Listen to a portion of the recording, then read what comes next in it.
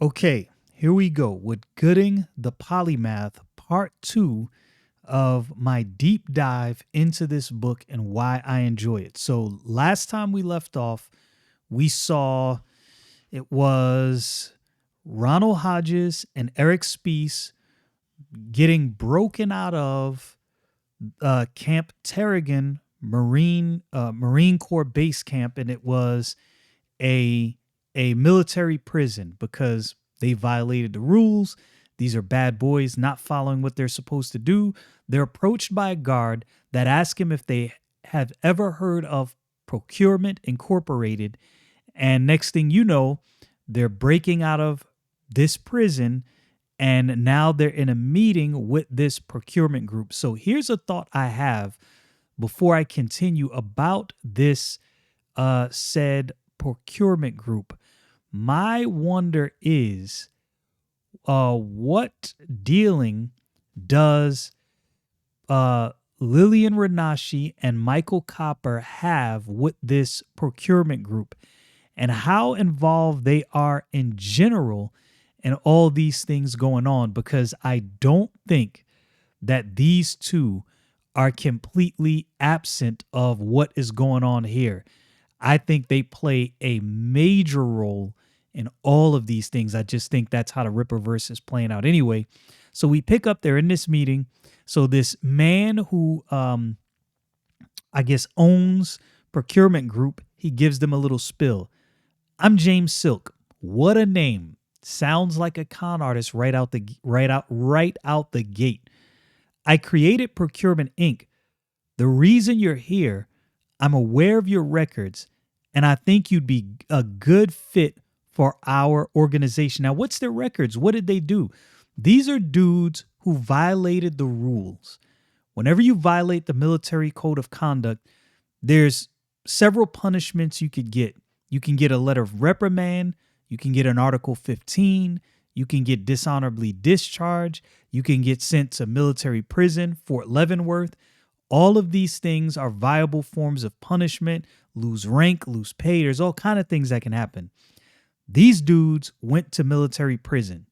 I've known people when I was in the military that went to military prison. And this is like, it's not just for like every small thing they'll hand that out. You had to really done something. So these dudes are not savory characters. Now, this is where you begin to see the difference between Goodyng and his counterpart, Mr. Hodges. Mr. Hodges doesn't think beyond the immediate. Goodyng does. Goodyng thinks beyond the here and now. And this is why there's such a disparity when you see Goodyng facing off against Mr. Hodges, because Goodyng is a deep thinker. He's thinking beyond the immediate. Mr. Hodges is just a reactionary, and you see that play out during the course of this book. Okay, so, sir, why us? Surely you can find men who aren't in prison. That's a good question. We have a contract to disrupt a gain of function lab in Argentina. You trained for cold weather in Alaska. You're cool under pressure. Bottom line, you have a skill set we need to achieve this goal. Now, here's the thing. Here is the thing. And this is where you see that Hodges is not thinking. He's not thinking at all. At any moment, if things go wrong, if they go south, this dude can just send Mr. Hodges back to prison. He can turn him in and be like, yo, here you go. Now, this makes me wonder if this military prison camp is actually a training / recruitment ground for Procurement Inc. Because why was the guard approaching them about procurement? And why were they broken out of this jail just a few days after? I believe that's what it said. Let me go back and see. 4 days later.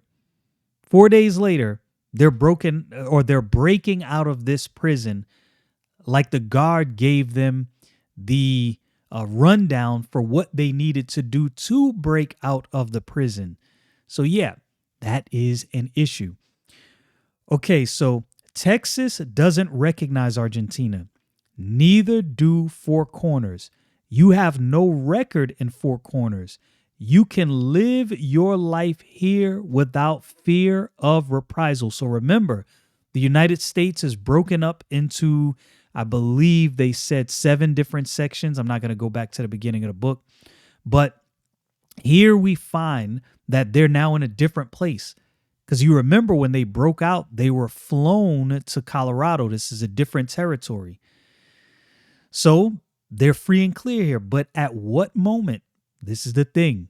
Because you can already tell Mr. Silk and the way Will Conrad drew his face when he's talking to them, like this panel right here, man, sly dude, hair slicked back. He just looks like a silver-tongued dude named James Silk.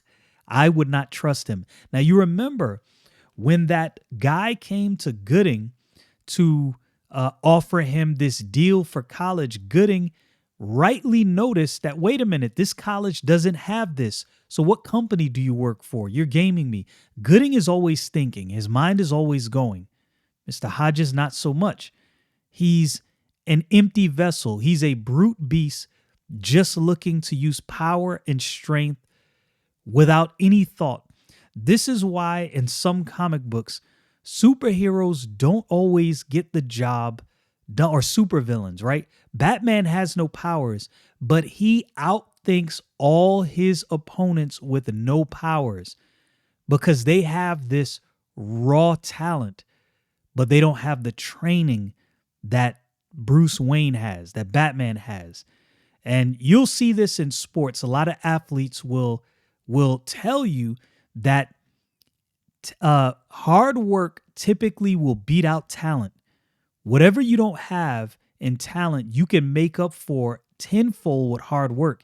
And a lot of talented people do not work hard because these things are given to them, and they feel like they don't have to work hard. So you find somebody that has less talent that comes along and they outwork them anyway. So now we go on. What's it pay? So now Mr. Hodges is asking about the pay. What does this job pay exactly? So now you fast forward to this scene, Goodyng talking to, looks like one of his professors.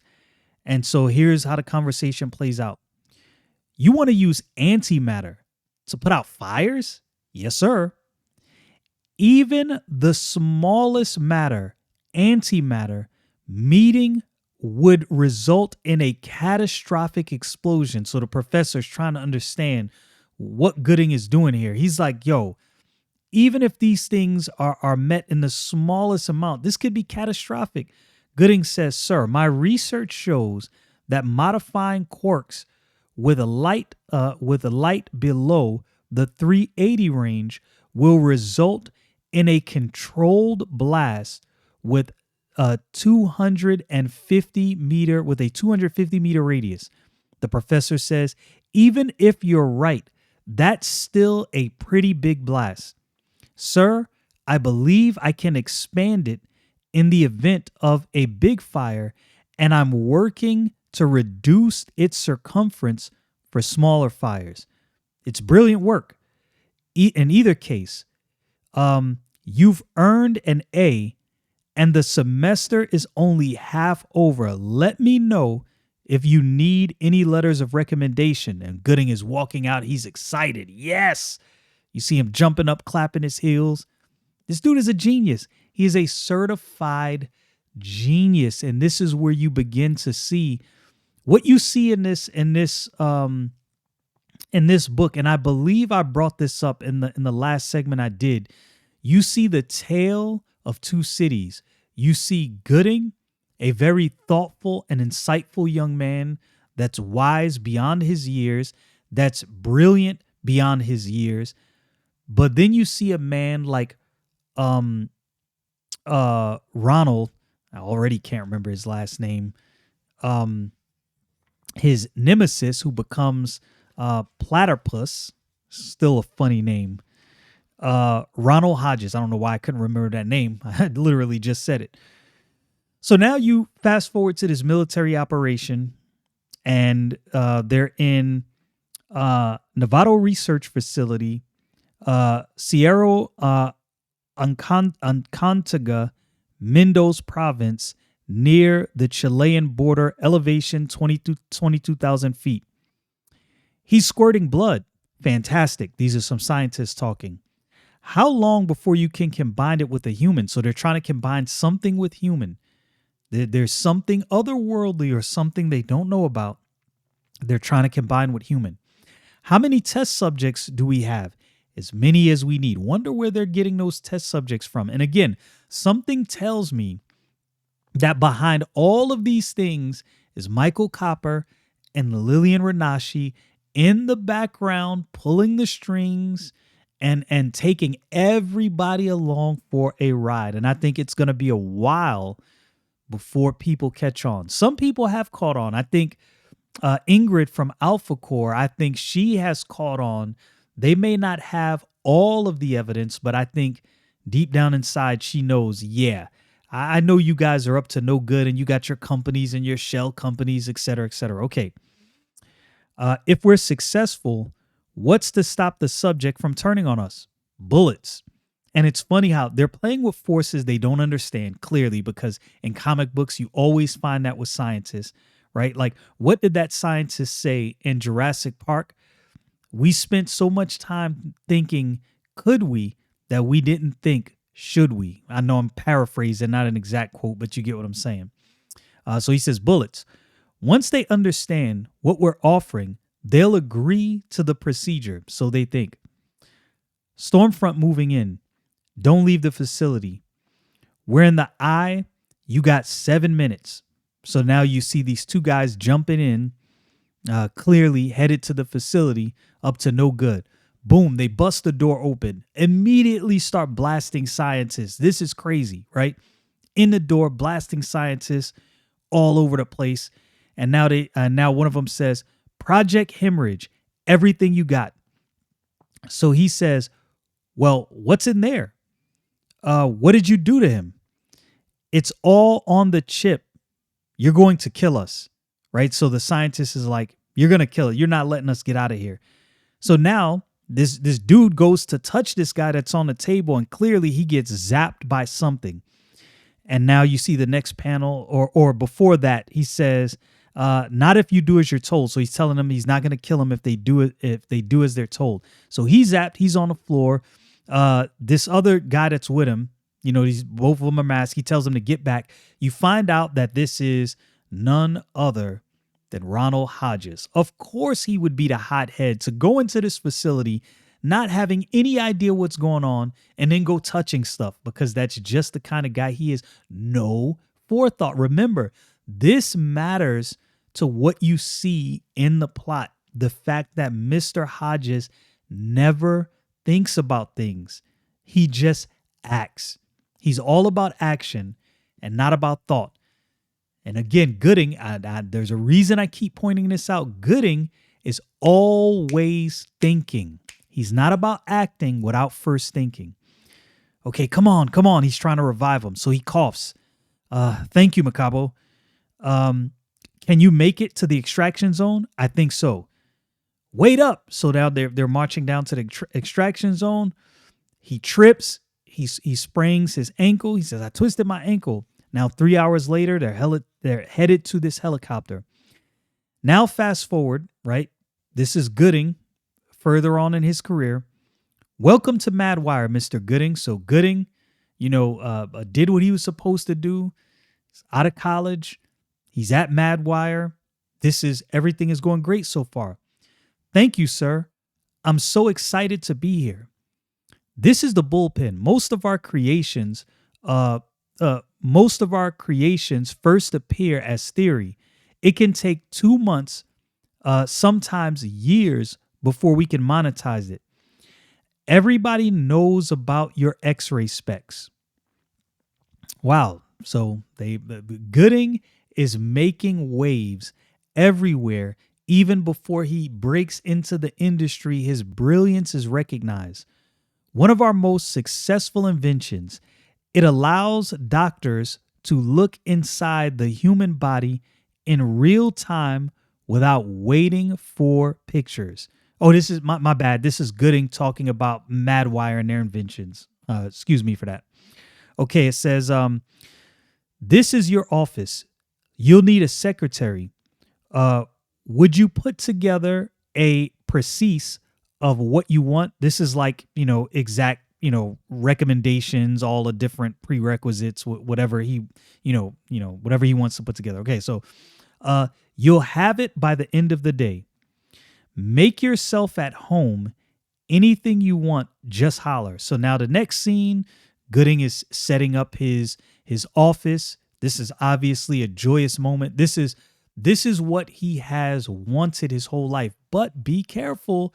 Oftentimes, what we think we want, we think these are the things we want, and it turns out that things are not exactly as they seem. So now, seems like he's sitting at his desk, says, I have identified 2 promising avenues toward unlocking new light frequencies, which can be used to manipulate quarks and gluons.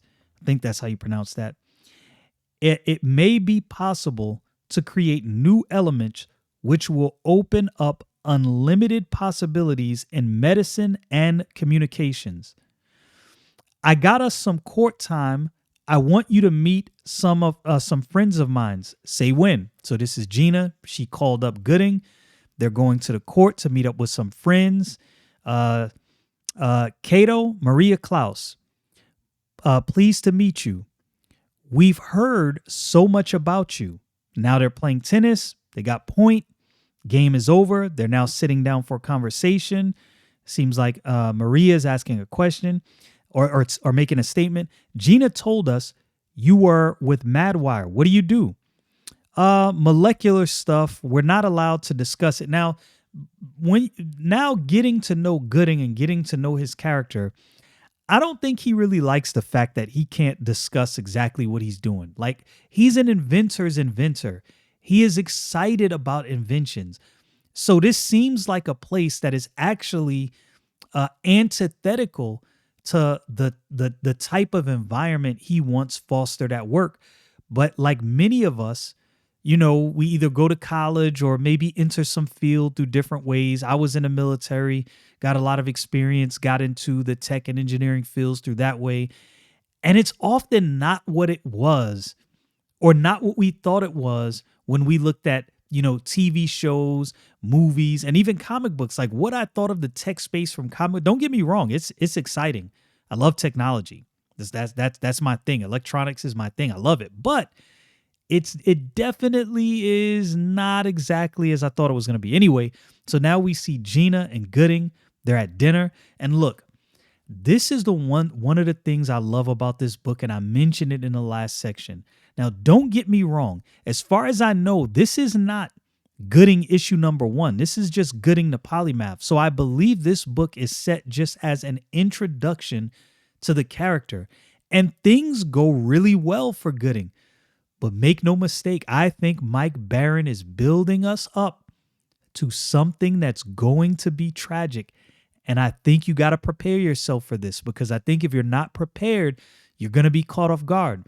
And I know there are some people that pointed out in this book, it seems like he really doesn't have too much of a pushback. Like everything is going well for him. Well, yes, because this is your intro to the character. What makes this character tick? How did he get to be who he is?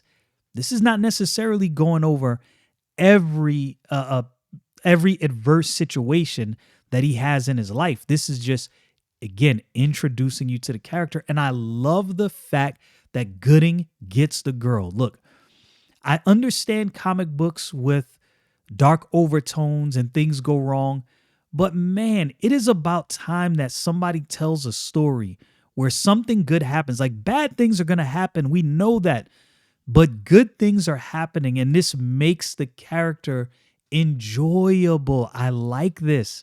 I really like this. Okay, stop flipping your spoon. This is Gina talking to Goodyng. I'm nervous. What are you nervous about? And he says this. He presents a ring. Cato, she jumps on him. The waiter shows up. May I tell you about our specials? And they're on the floor. She is completely excited. He has proposed to Gina. The next scene you see They've gotten married. It looks like they're on a cruise. They're on a boat. Maybe they're on their honeymoon. Mr. Gooding, your company has been trying to reach you. Thanks, Emil. What's up, Mr. Quinn? I'm sorry to have to I'm sorry to have to ask, but we have a situation that requires your presence. How soon can you get back here? Again, corporate America is always, well, I guess you can't really call this corporate America. This is corporate Texas, but corporations in general, especially I think for people who are more creative, corporations can actually be a detriment to these people. And I like the fact that Mike Barron is actually he's showing you a little bit of this in this book, and I enjoy that. The way Mike Barron wrote this, I have enjoyed reading the Rippaverse books, and I seriously, thoroughly enjoy the way this story is going. I think the way this plays out is magnificent because it makes you excited about a character you didn't know you were gonna like. When Gooding was first introduced, he was a blip. I didn't really think anything of him. I thought, okay, Goodyng the Polymath. All right, yeah, I guess. But as I was introduced a little more to Gooding, and as they started talking about the release of this book, I was like, okay, I think I might actually want to read this. I think this might be right amount, and I was correct. And Mike Barron, kudos, good sir. I like the way you tell a story. Okay, Spark Industries, kind of funny, right? Kind of like Stark Industries. I wonder if that was done on purpose. Spark Industries has announced a nuclear reactor the size of a bread box. And now Gooding. But that's my idea. You think they stole it? Now I'm going to tell you what I think happened. Again, I think Lillian Rashi and Michael Copper are behind a lot of these companies. And I think they took Gooding's intellectual property, and this other company is probably another company they're in charge of. Now, all of this is just conjecture. I could be wrong about all of this, but I think they're in the background pulling the strings, and I think we're being set up for some humongous, catastrophic event to take place that's going to take some heroes, some excepts to get the job done. Okay. We instituted a top-down security check. How soon can you put your version into production? Mr. Quinn, that was just an idea. That was just an idea I had. I don't think we're anywhere near, so he stops him. Spark is already advertising anything you need. He's like, anything you need, we need to make this happen. Now, I think this is all a play. That's what I think. I don't think he really has any intention of putting this thing out. I think they're playing Gooding. And I'll explain why when we get to another part in the book. You'll see. That's not my area of expertise. This is Gooding responding to him. I specialize in spectrum theory and disaster mitigation. Drop everything and work on the reactor. I don't recall submitting a proposal. So he's like, I don't even recall submitting a proposal for this thing I created. And here's where the hammer is dropped. And anybody who's ever worked for any company that signed any kind of NDA or work clause as far as creations and inventions, you are very familiar with this. He says, everything you do, everything you create belongs to Madwire. It's in your contract. Boom. And this is where we see, I think this is where you get that catalyst, that propulsion mechanism, part of which makes Gooding into the person he is. He says, I'll give you an answer. I'll give you my answer tomorrow. Now, you know, if you are Mr. Quinn and Gooding says that to you, I'll give you my answer tomorrow. What does that sound like? It sounds like he's about to turn this offer down. So what do you think is going to happen next? And I'm going to be honest with you. I think this is what they were planning on from the beginning. Okay, my contract has 3 years to go. Can they sue you? So now he's talking with Gina. Clearly, they're talking about an exit strategy. No, But there's a clause that everything I develop while working there belongs to them, even if I did it on my own time. And look, if you are getting into the engineering field, I'm telling you, you will sign a clause like this if you don't read the fine print. Read the fine print. If you don't agree to that, see if you can get that modified. Chances are company's not going to modify that for you. Look, people who are very creative and inventive probably need to start their own thing anyway. I've been in the tech and engineering field long enough to tell you, you're better off doing that. It might not take off and it might do, semi well. It might not do great right out the gate, but you're better off doing it on your own. Okay. We'd have to downsize. So this is Gina, of course, responding, thinking logically, he's got himself a good woman. I like this.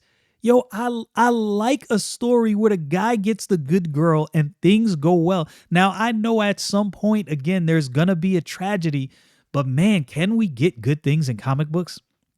Okay, I have to go with my gut. I can find funding. Won't you be indebted to them? So now this is Goodyng being a realist, and this is another part of this book I really enjoy. He says, life is full of trade-offs. It's never going to be perfect. I'd be in charge. I'd own my ideas. He said, look, this is not a perfect scenario, but I would be in charge. I would own my stuff, and I would not have to give my intellectual property up to some major corporation. There's a trade-off. Yeah, I'm indebted to the people who loan me money, but if my ideas work, I can pay them back with interest. So now he's going to Madwire, and he's stopped by security. This is dirty, and this is why I say I see Michael Copper and Lillian Renashi's name all over this. I'm telling you, I do. I'm sorry, sir. You've been banned from entering. I work here. Sir, your personal belongings will be delivered to you later this week. I think this was the plan all along. They were using, I think from the time they tried to recruit him while he was in high school, before he went to college, I think they just wanted to take his intellectual properties. That's what they wanted from the get-go. They didn't care anything about him. A lot of corporations, unfortunately, this way. So now you see this kind of, it looks like kind of an abandoned building. Not abandoned, but not in the greatest shape. Clearly, Goodyng has bought this building. And now he's got some loud music playing, some loud music. Gina walks in. She's like, Jesus, Kato, like, what is this? Turn it off. And then she says, where'd it go? Now, remember, he talked about that invention he had. It was, I believe, and I think it's going to mention, Bass Jammer. I mentioned it in a panel. This was mentioned early on in the book. His inventions are coming to fruition. She says, where'd it go? He says, the force field responds to certain frequencies and fries the circuits. I call it Bass Jammer. This dude is an inventor's inventor. So now you enter this scene. They're out and about. Looks like some kind of car show or something like that. Oh, yeah, it's definitely a car show where people have their boom boxes blasting. And he says, this man says, okay, what are we seeing? And then you see him saying, people who love their music so much, they feel compelled to share it with the whole world. And I'm going to be honest with you. I've always hated this. And look, I'm not going to say I haven't listened to my music, loud in my car, some song that I really like, but I don't put a system in my car. The system in my car is very decent. And you can't hear my music at that level outside of my car. And I really don't like when people do that. So this dude says, ugh. And then you see somebody say, thank you, Jesus. What happened? It stopped. Maybe it's an EMP. So they think an EMP has happened because all the music just stopped out of nowhere. And so now this guy is like, all right, you've convinced me. How much do you need? How much do you want for this? Now, fast forward, you see this reporter. Clearly, this thing has caught wind. And she says activists are considering a lawsuit against bass jammer inventor Cato Gooding, claiming it interferes with their freedom of expression. It's crazy. And then you see another invention he's created. This is actually good. If somebody could create something like this would be dope. He called it Gooding's Savor Saber, which infuses meat while you cut it, flying off the shelves. That's crazy. And now you fast forward to the Gooding building. This clearly, he has made a name for himself, and now he has built up some capital, and he's a force to be reckoned with. Says, sir, if something goes wrong, I don't want to be charged with manslaughter. He says, just do it. He's got on his this exoskeleton suit, it looks like. He says, that's not going to help me when they arrest me. He says, oh, they give me the gun. So Gooding grabs the gun, shoots himself point blank range, and then says, voila. This has all the makings of a hero in the making. I think, look, there's not a lot of bad things that happen to Gooding in this book. I think I'll end there for today. Not a lot of bad things happen to Gooding in this book. But I believe what Mike Baron is setting up is he's setting up a catastrophic event, some kind of event that forces Gooding into more of an active role against evildoers. Let's put it that way. So I see Gooding, like I said, sort of like an Iron Man, a mix of the genius of Iron Man and Reed Richards with the perceptiveness of a Bruce Wayne Batman with the goodness of a Captain America. A lot of influences from a lot of different characters, and I have no issue with that. I have no problem with that. Most comic book characters are influenced by some other character, but look, what Mike Baron is laying down here is the makings of something great. And there's many people who looked at this book and was like, I'm just not interested. I don't think, if you really read, if you've been reading Rippaverse comics and you see all the different threads being pulled, and then you read Gooding, you kind of get a basis for, something else is going on. And they are setting up for something incredible. And this is definitely a good intro to this character. I hope you are beginning to see why I actually love this book so much and why Gooding is one of my favorites so far. Gooding and Yaira are two of my favorite Rippaverse characters.